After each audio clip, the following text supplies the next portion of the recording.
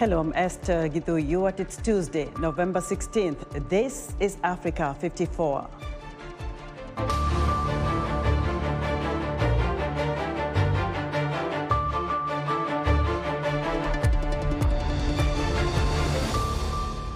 Multiple explosions rocked the Ugandan capital of Kampala, killing at least 6, including 2 police officers and 3 suicide bombers. Why are Kenyans slamming the COP26 climate summit outcome? And Burkina Faso's first female military pilot takes flight.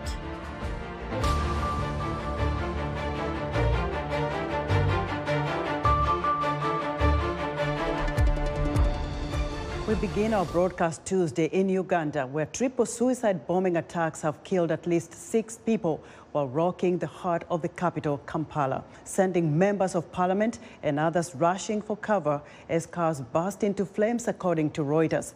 Police spokesperson Fred Enanga says more than 30 people are being treated at a hospital, including 5 who are in critical condition.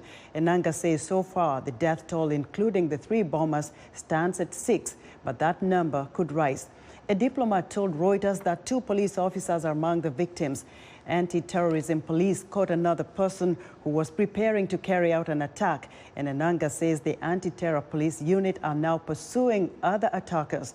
The blasts in Kampala have shocked a nation that is known as a mainstay against violent Islamist militants in East Africa, and whose president, Yoweri Museveni, has spent years cultivating Western security support.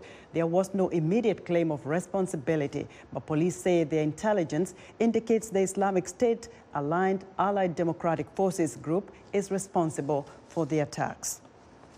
Ugandan officials have been urging vigilance in the wake of a string of bomb explosions in recent weeks. The Allied Democratic Forces, an affiliate of the Islamic State group in Central Africa, claimed responsibility for last month's deadly attack on a restaurant. And for more on the deadly explosions in Uganda, Africa 54 managing editor Vincent McCory reached out via Skype to Captain Edward Francis Babu, a Kampala-based analyst. We're hearing a lot of things. The trend is not very good to begin with.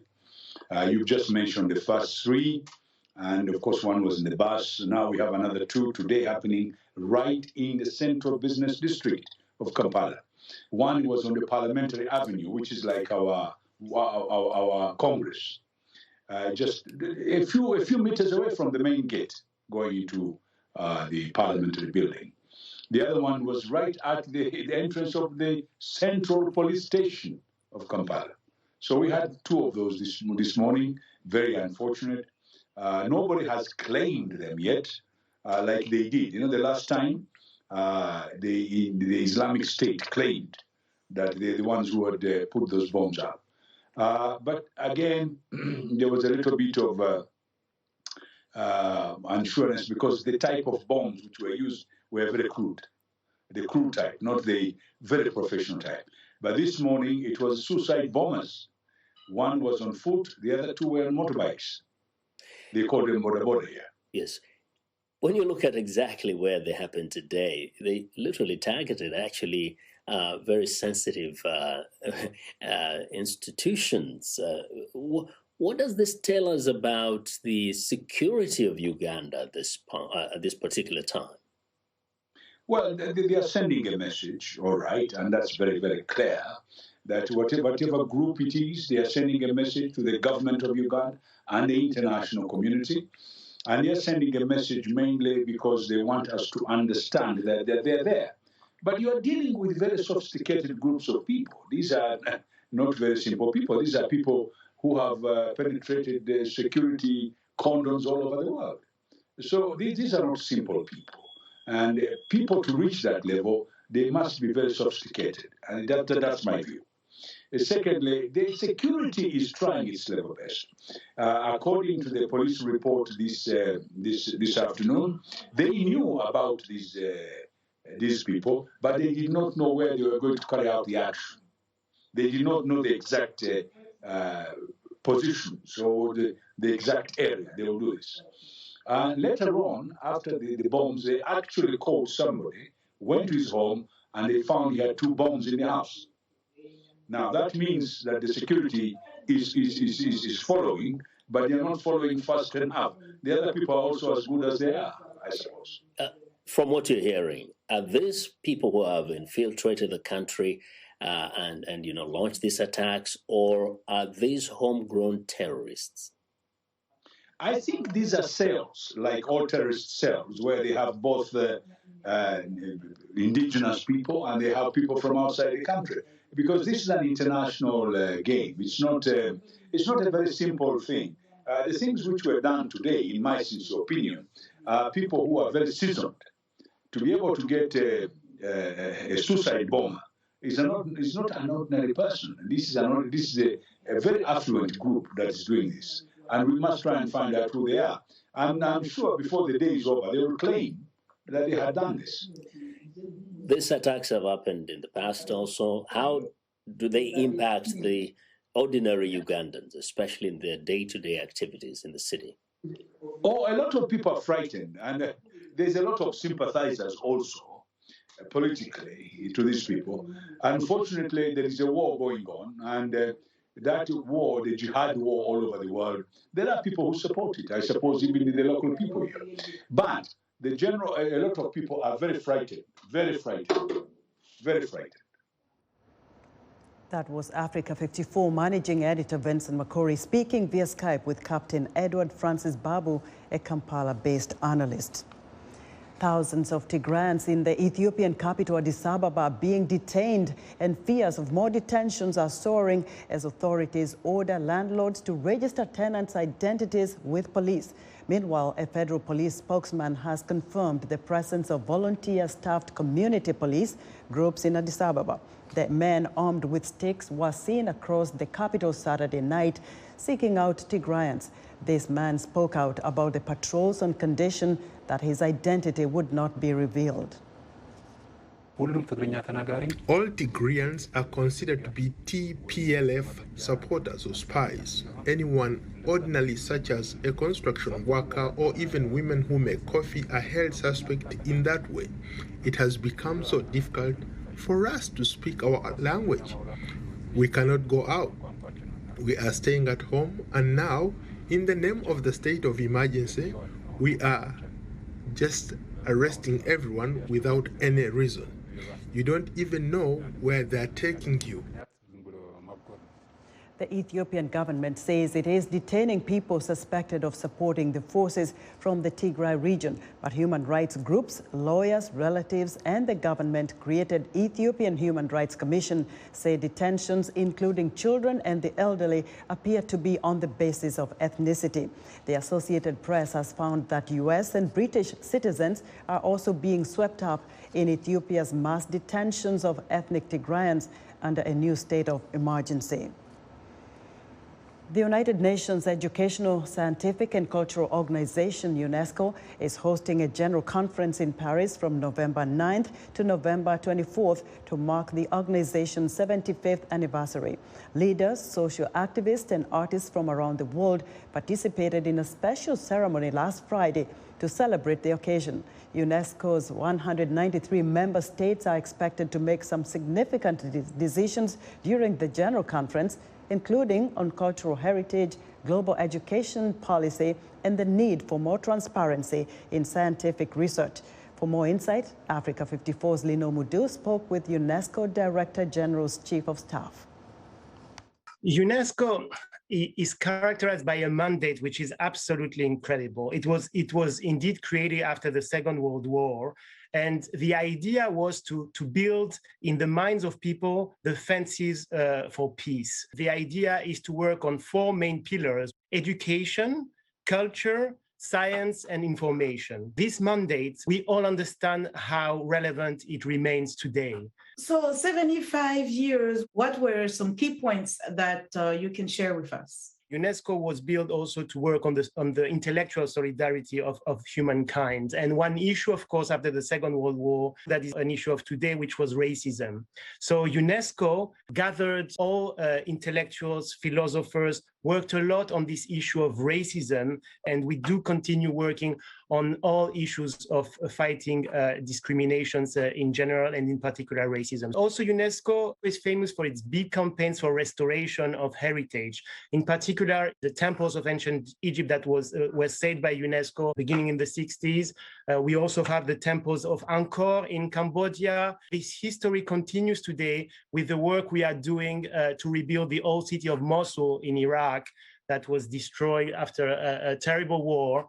And we are working right now on building a normative instrument that would be a recommendation on the ethics of artificial intelligence. What we mean by a normative instrument, it's basically putting down the principles, the values that need to be followed in the developments of the AI. And we all understand what we call the algorithmical biases that exist. And the value of UNESCO is its universality, because what we're trying to do is a text, a norm that will be somehow accepted, because every member state needs to accept it for it to exist.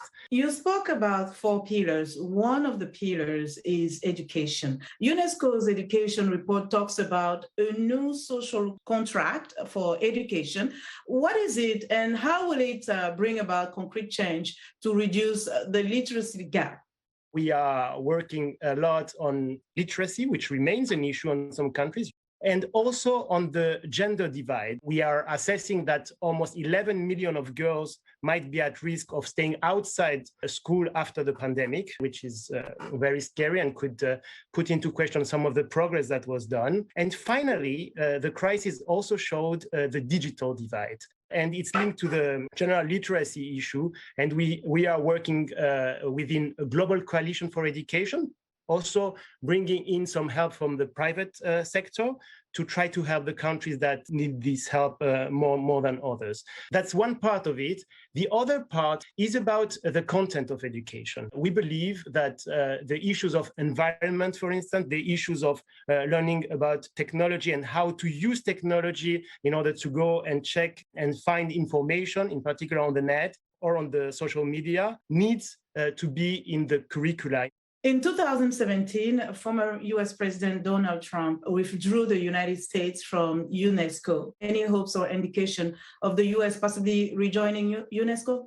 UNESCO has, since the beginning, a universal ambition to be relevant. This kind of organization need to have the maximum possible countries. And of course, when we speak about education, when we speak about culture, when we speak about science, about information, having the US and Israel around the table would be a very logical and important thing. These two countries have so much to bring in the discussion and in the action and the work. I was speaking about Mosul. It's obvious that the US could participate, and these agendas align a lot. Also, the issues that had been raised have now been solved. For instance, the issue of politicization and some decisions that now are taken and by consensus, in particular about the Middle East. And the organization these last years has undergone a very important reform of its management, of its finances, of the budget, and things are going very well these days. There is a very positive dialogue. We are hopeful. UNESCO Director General Audrey Azoulay was just re-elected for a second 4-year term.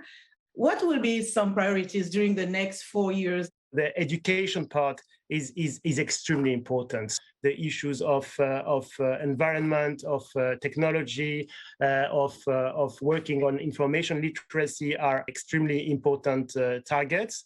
Also bringing to an end the big projects in Mosul and in Lebanon that we have in Beirut after the terrible blast that happened there 1 year ago. And this issue of working to protect our environment, but also allowing an economic growth to happen based on the work of the local populations. There is something we can believe in. There is a multilateralism that can be ambitious, but also serious, and help the people around the world that we can build all together. And I think it's so important when we're working towards recovery after COVID to try to focus on these issues of education, culture, and science.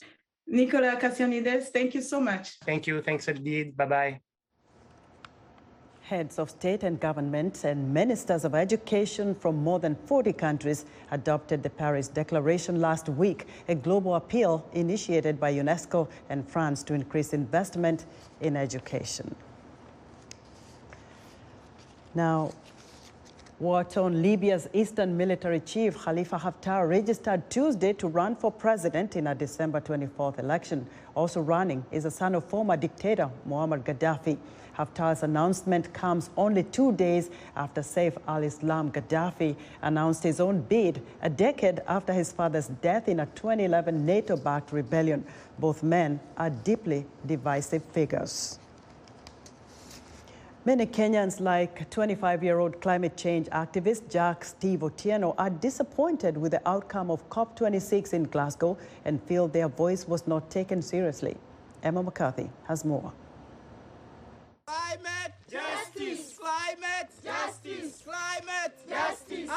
In the western Kenyan village of Kajulu, climate activists made their voices heard as they marched with banners before planting tree seedlings on Saturday. Many Kenyans, like 25-year-old climate activist Jack Steve Otieno, are disappointed with the outcome of COP26. If they can make pledges but fail to heed to them, I can say COP26 is a failure. It is a failure to the global north. It is a failure to the whole world. Global warming is increasing.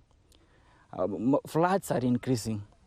The terrestrial ecosystem, the marine ecosystem where we get our fish, the fish production is going to reduce and hunger will increase globally.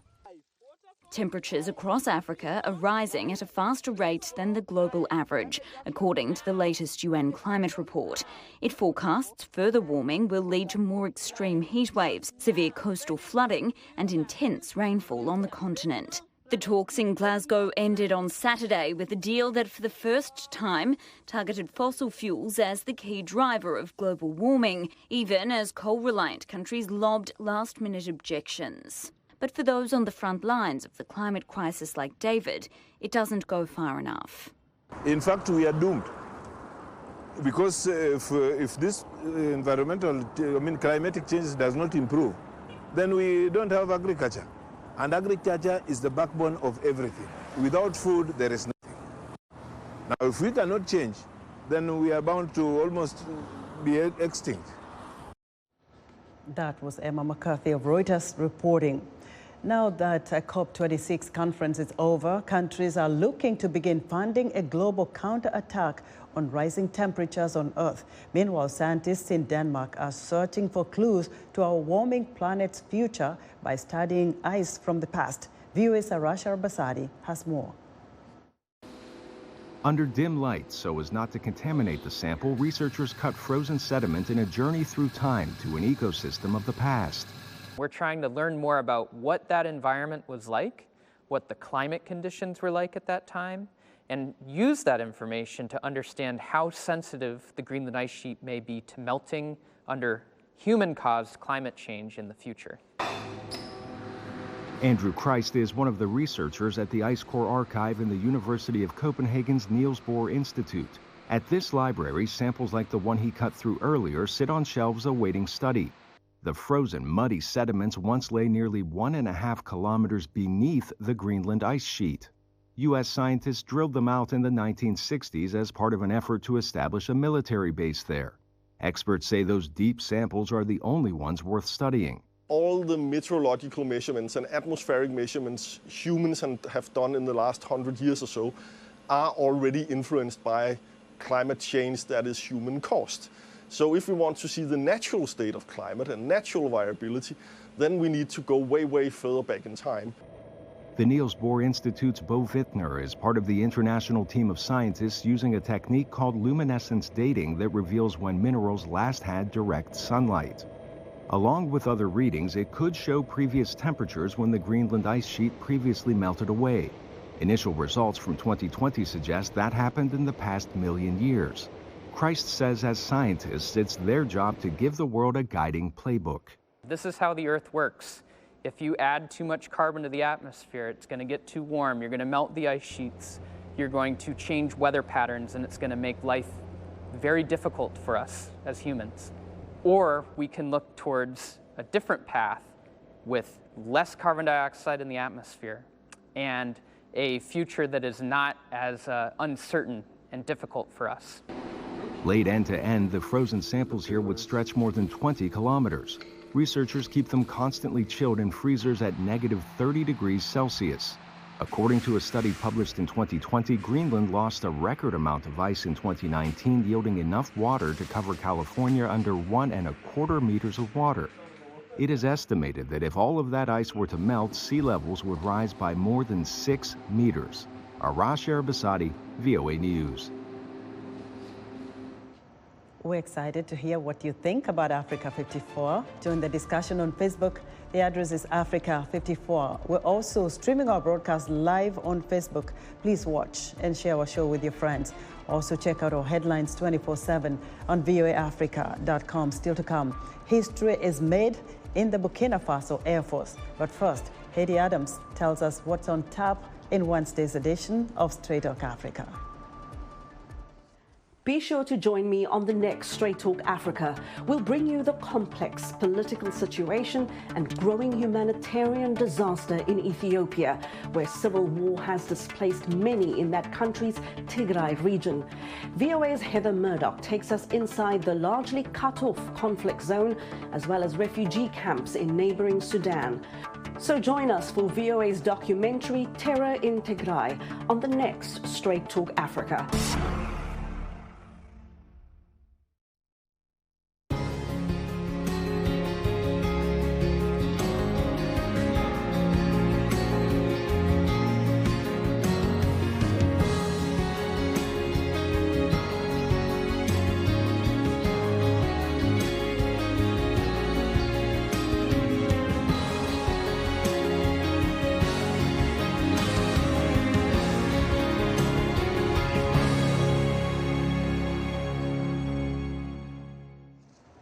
Welcome back to Africa 54. History was recently made in the Burkina Faso Air Force as it accepted its first female pilot. Henry Wilkins meets Honorine Moyenga in Ouagadougou and discusses her hope to inspire others. Since she was a child, Honorine Moyenga has dreamed of piloting an aircraft. After she graduated from school, the Air Force offered to sponsor her flight school training, so she went for it. The fact there were no other female pilots in the Burkina Faso Air Force at the time did not stop her. I kept this dream, I nurtured it, and as soon as the Air Force gave me the opportunity to realize it, I did not hesitate. I took my chance, and here I am, a pilot. That was 7 years ago, and now she's a fully fledged transport pilot for the Air Force and plays an active role in the country's battle against terror groups linked to the Islamic State and Al-Qaeda. She says as the first female military pilot in Burkina Faso, she doesn't feel she has faced any more obstacles than a man would, except perhaps more pressure to perform. So, when you're the only female in men's circles, all eyes are on you. Your work is scrutinized very closely, so I had to work harder than the others to prove that I was capable of piloting, like the men. Moyenga's commanding officer says he has not treated her any differently than other pilots. At the level of the squadron where we carried out the operational activities, she was treated the same as the men, so integration was easy. Statistics on the number of women in the military internationally are scarce, but the UN says that introducing more women into the military is important for diversity and gender equality. Women can be especially effective on the front line in peacekeeping roles, since they're able to connect and build trust with other women in communities that may be hostile. Tensions between security forces in Burkina Faso and civilians often run high, with many civilians saying they are afraid of security forces who often come from different areas of the country and ethnic groups. Having women in frontline roles out interacting with and around the community is a critical enabler of sustaining peace, really. Where we are dealing with insurgencies, we are dealing with different tribal groups on the ground, so it's really important. At a university in Ouagadougou, female students say role models like Moyenga are encouraging them to pursue traditionally male jobs and contribute to the development of the country. She's an inspiration for all women. We can also hope to do what she has done and to imitate her, even if it's not in piloting, but in other professions too. As for Miyenga, she says she now feels the weight of responsibility to perform and encourages women to go for traditionally male roles, whatever their profession. Henry Wilkins for VOA News, Ouagadougou, Burkina Faso. Actress and model Gloria Hendry became the first African-American to play a so-called James Bond girl, debuting in the 1973 film Live and Let Die. In an interview with VOA, Hendry reflects on what the role meant for her and other black actresses at the time. We get more from Ginia Dulot in Los Angeles. Ethnic diversity in Hollywood has been a problem for decades. In the 1970s, African-American actors found it difficult to find any strong roles in the movies. But actress Gloria Hendry says that time was also a kind of renaissance when African-American actors started to get more freedom and major roles in films. My mother said that they wanted to see me for Live and Let Die. And I went, no way, no way. I'm not tall with big ones, and I'm not blue eyes, okay? Live and Let Die was written for a woman of color with James Bond, but they switched roles, and I wound up with Rosie Carver and Jane Seymour with Solitaire. Like other Bond girls, Hendry immediately became a beauty icon. Playing Agent Rosie Carver brought her popularity, though Hendry admits at first she didn't quite know how to approach that role. Playing a careless beauty who is unable to resist James Bond's charms felt too superficial for Hendry. She was only 24 at the time, but says she had been a victim of sexual assault and taught herself martial arts as a way to protect herself in a world filled with sexism and racial prejudice. At the time, Hendry was passionate about sports. She remembers that her build and athletic skills helped her get the role. I guess they did hire me for my structure and my body. It's pretty strong, and it still is today. After the Bond movie came out, Hendry started getting a lot of offers for various roles. And for years, she was busy with one film or another. But slowly, the film offers ran dry, and Hendry decided to pursue a law career, a dream of hers since school. In her autobiography called Simply Gloria, Hendry says her ups and downs in life mirror those of the women she has met, but that times are changing for the better. First of all, women have been set free. We can go to work. Now it's not a matter of the woman stays home because she has a baby, and since then she has to stay home. And she can go out to work now. Hendry adds she was happy to see the latest James Bond movie, No Time to Die, come out. That's because in that movie, not only does a black woman get a big role, she becomes Agent 007 herself.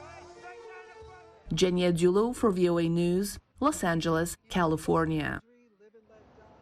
And thank you for watching Africa 54. We'll see you tomorrow.